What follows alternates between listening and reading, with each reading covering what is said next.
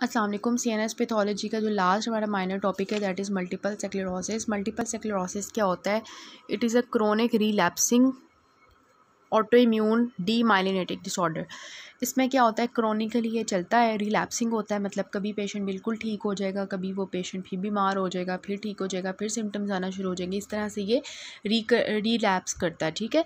और ये auto immune disease होती है, मतलब ये कि हमारा इम्यून सिस्टम जो होता है वो इसके हमारी जो नर्व्स होती है ना, देखें नर्व्स होती है ना, उनके ऊपर माइलिन शीथ होती है। आप खुद सोचें, हमारा जो इम्यून सिस्टम है, एंटीबॉडीज़ हैं, वो क्या करती हैं, वो इन माइलिन शीथ के अगेंस्ट एक्टिव हो जाती हैं, ऑटो इम्यूनिटी स्टार्ट हो जाती है, जिसकी वजह से माइलिन शीथ जो होती है वो ख़राब होना शुरू हो जाती है, डीमाइलिनेशन स्टार्ट हो जाती है। और ख़ुद सोचें कि अगर डीमाइलिनेशन हो जाएगी न्यूरॉन्स की तो क्या हाल होगा हमारे नर्वस सिस्टम का और हमारी एक्टिविटीज़ का। बुरा हाल होगा ना, मतलब बुरा हाल इस तरह से कि ना हमारे ऑटो इम्यून सिस्टम सही रहेगा, ना हमारी सेंसरी इम्पल्सिस सही रहेंगी, ना हमारी मोटर सेंसरी सप्लाई मतलब सही होगा। तो हर तरह से हमें जो है ना प्रॉब्लम्स क्रिएट होंगी। नर्व्स ही हमारी डीमाइलिनेशन हो गई है उनकी, ठीक है। तो इस वजह से ये आता है। और उसके बाद उन्होंने बताया हुआ है कि मोस्ट कॉमन डीमाइलिनेटिक डिसऑर्डर अगर हम बात करें तो ये मल्टीपल स्क्लेरोसिस ही है, ठीक है। किसी भी एज पे हो सकता है। रिस्क फैक्टर्स की बात कर लेते हैं कि ये फीमेल्स में ज़्यादा कॉमन होता है मल्टीपल स्क्लेरोसिस, किसी भी एज पे हो सकता है, लेकिन ज़्यादातर 20 to 40 की एज में ये होता है, ठीक है। फैमिली हिस्ट्री कॉमन होगी, अगर किसी के बाप को है तो बच्चे को हो जाएगा, इस तरह से, ठीक है। और ये जो एब्स्टीन बार वायरस के इन्फेक्शन होगा ना जिस पेशेंट को, उसके अंदर ज़्यादा चांसेस होते हैं मल्टीपल स्क्लेरोसिस के। सर्दियों में ज़्यादा चांसेस होते हैं इसके, सन एक्सपोजर की वजह से भी हो सकता है। इसके अलावा जो पेशेंट्स होते हैं, जो लोग होते हैं ना जिनके अंदर HLA-DR2 ये वाला होता है लोकस, ठीक है, उनके अंदर ये ज़्यादा कॉमन होता है मल्टीपल स्क्लेरोसिस, ठीक है। अच्छा, होता क्या है इसमें कि डिस्ट्रक्शन हो जाती है माइलिन शीथ और ओलिगोडेंड्रोसाइट्स की। इसकी पैथोजेनेसिस में क्या होता है, ऑटो इम्यूनिटी स्टार्ट हो जाती है। मैंने जैसे आपको बताया कि माइलिन शीथ के कंपोनेंट्स के अगेंस्ट, ठीक है। ये हमारे जो TH1 हेल्पर सेल्स होते हैं और TH17 टी सेल्स होते हैं, वो हमारी माइलिन एंटीजेंस के अगेंस्ट जो है वो रिएक्ट करते हैं और साइटोकाइंस रिलीज़ करते हैं। और इसमें से जो TH1 हेल्पर सेल्स होते हैं इंटरफेरॉन गैमा रिलीज़ करते हैं, जिसकी वजह से मैक्रोफेजेस वहाँ पे आ जाते हैं, ठीक है। और जो TH17 वाले होते हैं वो क्या करते हैं, ल्यूकोसाइट्स को वहाँ पे बुला लेते हैं। और अल्टीमेटली जब सारे वहाँ पे मैकेनिज्म्स हो रहे होते हैं, लिम्फोसाइट्स, मैक्रोफेजेस, ल्यूकोसाइट्स, साइटोकाइंस, ठीक है, उसकी वजह से माइलिन शीथ की पूरी तरह डिस्ट्रक्शन हो जाती है। यही इसकी छोटी सी पैथोजेनेसिस है। क्लिनिकल फीचर्स में क्या होता है, मैंने आपको एक बात बताई कि पेशेंट को रिलैप्सिस होते हैं, कभी वो बिल्कुल ठीक हो जाता है, कभी वो बिल्कुल ख़राब हो जाता है, मतलब उसकी बिल्कुल क्लिनिकल फीचर्स ख़राब हो जाते हैं, ठीक है। सो मल्टीपल रिलैप्सिस होते हैं फॉलोड बाय एपिसोड्स ऑफ रीमिशन। ठीक हो गया, सही, फिर बीमार हो गया, ठीक हो गया, फिर से बीमार हो गया, इस तरह से, ठीक है। उसके बाद क्या होता है, चेंजेस इन कॉग्निटिव फंक्शन भी आते हैं। इसके बाद उन्होंने बताया हुआ है, जो कि यहाँ पे बुक में नहीं लिखा हुआ, इसमें हमारे पास डिफरेंट क्लिनिकल फीचर्स आते हैं। सेंसरी डिसफंक्शन आता है, पेशेंट्स को पैरेस्थीसिया हो जाता है, उसकी जो प्रेशर, वाइब्रेशन, टेम्परेचर सेंस होती है वो ख़त्म हो जाती है। खुद सोचें, न्यूरॉन्स नहीं है, उनकी माइलिनेशन प्रॉपर नहीं हुई तो प्रेशर, वाइब्रेशन और टेम्परेचर सेंस उनकी ख़त्म हो जाएगी पेशेंट्स की, ठीक है। उनको पैरेस्थीसिया हो जाएगा, सेंसरी डिसफंक्शन हो गया। इसके अलावा उनको अपर मोटर न्यूरॉन लीजन्स आते हैं, ठीक है।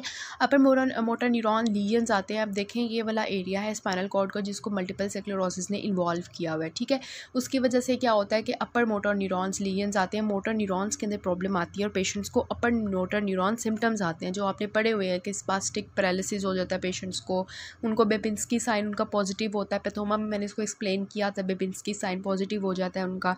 इसके अलावा उनके जो डीप टेंडन रिफ्लेक्सेस होते हैं वो भी एग्जैजरेट कर जाते हैं, ठीक है। अगर उनका नी रिफ्लेक्स फॉर एग्जांपल हम परफॉर्म करते हैं तो वो एग्जैजरेट हो जाता है। इसके बाद हम देखते हैं कि ऑटोनॉमिक प्रॉब्लम्स क्या आती हैं, कि उनको सेक्सुअल डिसफंक्शन होता है, उनकी बाउल मोटिलिटी डिसऑर्डर्स आते हैं और यूरिनरी इनकंसिस्टेंसी आती है, मतलब सारे ऑटोनॉमिक डिसफंक्शंस भी उनको आते हैं। इसके अलावा बायलेटरल ट्राइजेमिनल न्यूरैल्जिया के साथ भी पेशेंट्स जो है वो प्रेजेंट कर सकते हैं, मतलब ट्राइजेमिनल नर्व की भी प्रॉब्लम आ जाएगी डीमाइलिनेशन की वजह से। इसके अलावा इनको होता है एलहर्मिटी साइन होता है। इसमें क्या होता है, पेशेंट को कहता है कि ऐसे लग रहा है जैसे मैं अपनी नेक को फ्लेक्स करना शुरू करता हूँ ना, तो क्या होता है, ऐसे लगता है जैसे बिजली जो है ना वो मेरे पास कर रही है बैक में, ऐसे लग रहा है जैसे पीछे बिजली पास कर रही है, ठीक है। तो electrical sensation travelling down the back on the neck flexion. इसके अलावा ऑप्टिक न्यूराइटिस भी होगा, मतलब डीमाइलिनेशन की वजह से उसकी ऑप्टिक नर्व भी प्रॉब्लम आएगी, तो ऑप्टिक न्यूराइटिस हो जाएगा पेशेंट को। और उसकी वजह से खुद सोचें, ऑप्टिक न्यूराइटिस हो जाएगा तो उसको विजुअल फील्ड डिफेक्ट्स होंगे, उसको विजन लॉस हो जाएगी। चारकोट साइंस की बात करें तो स्कैनिंग स्पीच होती है इन पेशेंट्स की, ठीक है। चारकोट चारकोट साइन आता है पेशेंट को। चारकोट साइन क्या होता है? जिसमें स्कैनिंग स्पीच होती है, जैसे रोबोटिक वॉइस होती है ना, वैसे रोबोट की तरह वो बोलता है। इसके अलावा उसको इंट्रान्यूक्लियर ऑफ्थैल्मोप्लेजिया होता है और निस्टैग्मस होता है। ये क्यों होता है? जब उसका मीडियल लॉन्गिट्यूडनल फेसिकुलस ख़राब होता है ना, उसकी वजह से आता है। तो चारकोट साइंस आते हैं पेशेंट्स को। तो ये सब इसके जो है ना सिम्टम्स हैं। अब हम इन पेशेंट्स का जब करते हैं ना CSF फाइंडिंग्स, तो CSF फाइंडिंग्स में हमें क्या मिलता है? प्रोटीन ज़्यादा हुई होती हैं, ठीक है, और ल्यूकोसाइट्स भी ज़्यादा हुए होते हैं। ये भी नहीं बुक में लिखा हुआ, या आपने इनको पॉइंट्स को लिखना है, ठीक है। और ल्यूकोसाइड ज़्यादा हुए होते हैं, प्रोटीन ज़्यादा हुई होती हैं, बेसिक माइलिन प्रोटीन भी ज़्यादा हुई होती है, ग्लूकोज बिल्कुल नॉर्मल होता है उनका।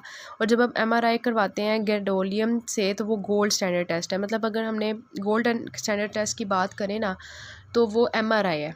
MRI हम करवाते हैं गैडोलिनियम से, ठीक है। उससे हम जो है इसको आइडेंटिफाई कर सकते हैं माइलिन, ये जो है हमारे पास मल्टीपल स्क्लेरोसिस के पेशेंट्स। तो मल्टीपल स्क्लेरोसिस को हम समराइज़ कर लेते हैं कि सबसे पहले हमें पता होना चाहिए कौन सी डिजीज़ होती है। ऑटो इम्यून क्रोनिक रिलैप्सिंग ये डिजीज़ होती है, डीमाइलिनेटिंग डिसऑर्डर होता है, ठीक है। उसके बाद हमने इसके रिस्क फैक्टर्स बात किए।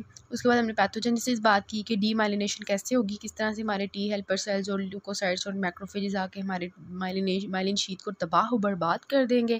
क्लिनिकल फीचर्स में हमने बात की कि सेंसरी डिसफंक्शन के कौन से साइंस आते हैं, पर मोटर न्यूरॉन लीजन्स के क्या साइंस आते हैं, ऑटोइम्यून डिसफंक्शन के क्या साइंस आते हैं, ट्राइजेमिनल न्यूरैल्जिया होता है, ऑप्टिक न्यूराइटिस होता है, लिहार्मिटीज साइन आता है जिसमें वो नेक को फ्लेक्स करता है तो इलेक्ट्रिकल स्टिमुलेशन उसकी पास करती है, पीछे इलेक्ट्रिकल सेंसेशन उसको होती है। और चारकोट साइन के 3 पॉइंट्स आपने याद रखने हैं, ठीक है। इसके बाद आपने जब उसका करवाना है डायग्नोसिस, तो वो आप कैसे करवाते हो। एक चीज़ जो बहुत ही इसकी जो है वो इलेक्ट्रोफोरेसिस पे जब हम करते हैं ना, तो इसकी हमें नज़र आती है और लीगोक्लोनल बैंड्स नज़र आते हैं हमें, ठीक है। और लीगोक्लोनल बैंड्स नज़र आते हैं और इसमें इम्यूनोग्लोबुलिन्स और ये सब कुछ ज़्यादा हुए होता है, ये मैंने आपको बता दिया। This is all about your CNS pathology. ये सब प्रायोरिटी टॉपिक जितने भी मैंने करवाए हैं, मेजर माइनर, ये आप कर लो तो आपका तकरीबन सारा ही CNS पैथोलॉजी हो जाता है। बाकी अगर आपने रीड करना है कर लो, लेकिन ये वाले टॉपिक्स लाजमी अच्छे से कर लेने हैं। Thank you so much.